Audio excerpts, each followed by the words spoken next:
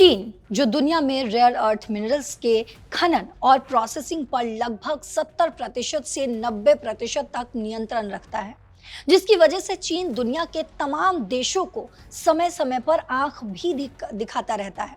चीन की हेकड़ी को कम करने के लिए भारत ने ब्राजील के साथ रेयर अर्थ यानी कि दुर्लभ खनिजों को लेकर अहम डील की है।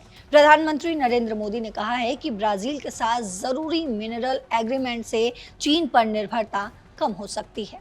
ये मजबूत सप्लाई चेन बनाने की दिशा में एक बड़ा कदम माना जा रहा है। तो क्या है पूरी खबर, समझते हैं इस रिपोर्ट से।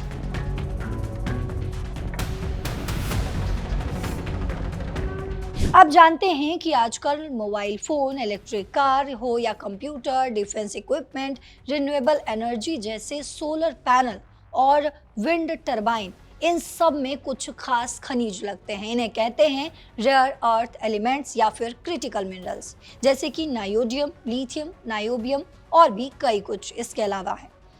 आपको बता दें ये बहुत ज़रूरी है, लेकिन इनकी सप्लाई ज़्यादातर चीन के हाथ में है। दुनिया के 70 से 90% रेयर अर्थ मिनरल्स का माइनिंग और प्रोसेसिंग चीन करता है। अब अगर चीन कभी एक्सपोर्ट रोक दे या फिर कीमत बढ़ा दे तो पूरी दुनिया की मुश्किल बढ़ जाएगी, हाहाकार मच जाएगा। भारत भी इन खनिजों के लिए काफी हद तक चीन पर ही निर्भर है, लेकिन अब भारत ने एक स्मार्ट कदम उठाया है। हमने ब्राजील के साथ मिलकर एक मजबूत डील साइन की है ताकि चीन पर निर्भरता कम हो और हमारी सप्लाई चेन मजबूत हो जाए। आपको बता दें 22 फरवरी को दिल्ली में प्रधानमंत्री नरेंद्र मोदी और ब्राजील के राष्ट्रपति लूला दा सिल्वा की मुलाकात हुई। दोनों ने काफी बातें की और कुल 9 बड़े समझौते भी साइन किए। इनमें से सबसे अहम है रेयर अर्थ मिनरल्स और क्रिटिकल मिनरल्स पर सहयोग का समझौता।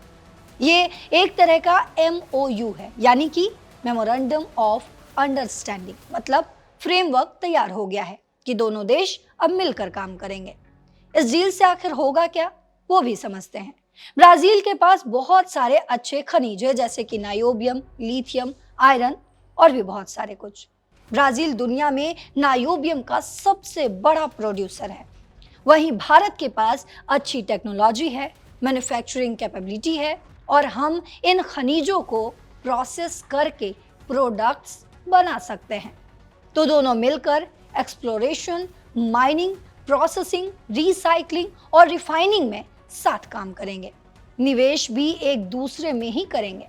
पीएम मोदी ने इस पर कहा है कि क्रिटिकल मिनरल्स का एग्रीमेंट चीन पर निर्भरता कम करने के लिए एक बहुत बड़ा कदम माना जा रहा है। इससे रेजिलिएंट सप्लाई चेन बनेगी, मतलब ऐसी सप्लाई चेन जो मजबूत हो और किसी एक देश पर निर्भर ना हो।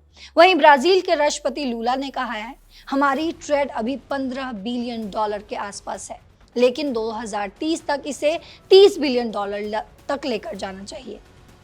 दूरी बहुत है, लेकिन पोटेंशियल भी बहुत ज़्यादा है। तो दोस्तों समझिए, इलेक्ट्रिक कारों में बैटरी के लिए लिथियम हमें चाहिए होता है, मोबाइल में स्पीकर के लिए रेयर अर्थ मैग्नेट्स चाहिए, डिफेंस में मिसाइल और रडार के लिए भी ये खनिज लगते हैं। अगर हम ब्राजील से ये चीज़ें लेंगे तो चीन की मनमानी कहीं ना कहीं कम हो जाएगी। भारत खुद दुनिया में 5वें नंबर पर रेयर अर्थ रिजर्व रखता है, लेकिन हम प्रोसेसिंग में पीछे हैं।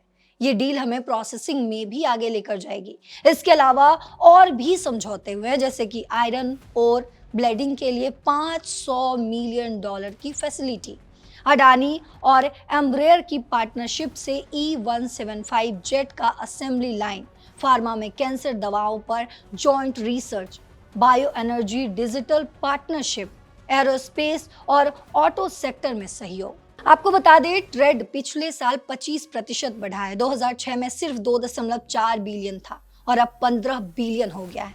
अब टारगेट है 2030 तक 2 गुना या उससे भी ज्यादा करने की। तो कहीं ना कहीं ये डील सिर्फ 2 देशों के बीच नहीं, ये ग्लोबल साउथ के देशों के लिए एक मिसाल बनने वाला है। तो भारत और ब्राजील के इस कदम पर आपकी क्या राय है? आपकी जो भी राय हो कमेंट बॉक्स में जरूर बताते जाइएगा। फिलहाल इस खबर में इतना ही। देश और दुनिया की बाकी खबरों के लिए देखते रहिए दैनिक जागरण।